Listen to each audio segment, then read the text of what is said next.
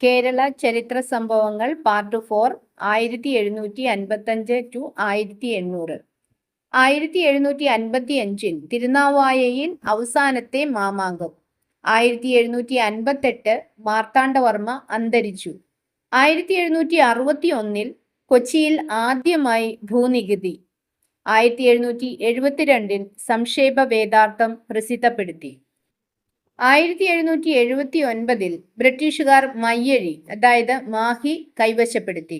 1782 Tipu Sultan Mysore ഭരണാധിപൻ. 1783 English സൈന്യം പാലക്കാട് കോട്ട പിടിച്ചെടുത്തു. 1784 ഇംഗ്ലീഷുകാരും ടിപ്പുവുമായി സന്ധി.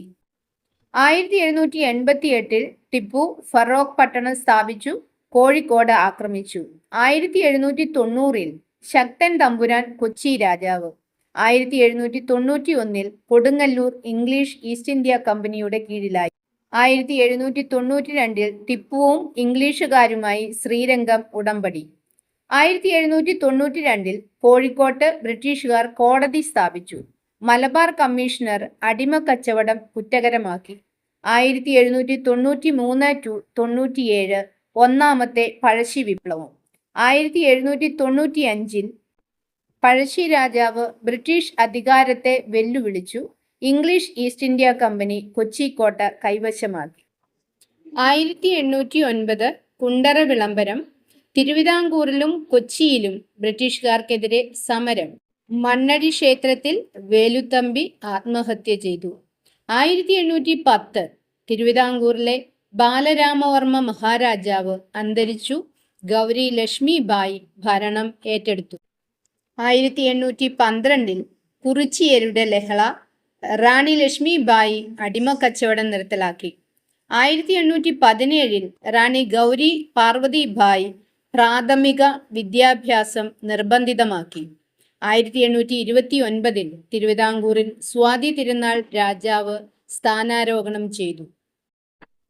1830 ഹജൂർ കച്ചേരി കൊല്ലത്തു നിന്ന് തിരുവനന്തപുരത്തേക്ക് മാറ്റി. 1831 കേരള സുറിയാനി കർമ്മലീത്ത സന്യാസ സഭ നിലവിൽ വന്നു. 1834 തിരുവനന്തപുരത്ത് ആദ്യത്തെ ഇംഗ്ലീഷ് സ്കൂൾ ബാസൽ മിഷൻ. കേരളത്തിൽ തിരുവിതാംകൂറിൽ ആദ്യത്തെ കാനേഷുമാരി എന്ന് പറഞ്ഞാൽ ജനസംഖ്യ കണക്കെടുപ്പ്. 1846 ബെയ്ലിയുടെ നിഘണ്ടു. 1847 തലശ്ശേരിയിൽ നിന്ന് ഡോക്ടർ ഗുണ്ടറ്റ് രാജ്യസമാചാരം പശ്ചിമോദയം മാസികകൾ പ്രസിദ്ധീകരണം ആരംഭിച്ചു. സ്വാതി തിരുനാൾ മരിച്ചു. തിരുവിതാംകൂറിൽ ഉത്രം തിരുനാൾ മാർത്താണ്ഡവർമ്മ സ്ഥാനാരോഹണം ചെയ്തു.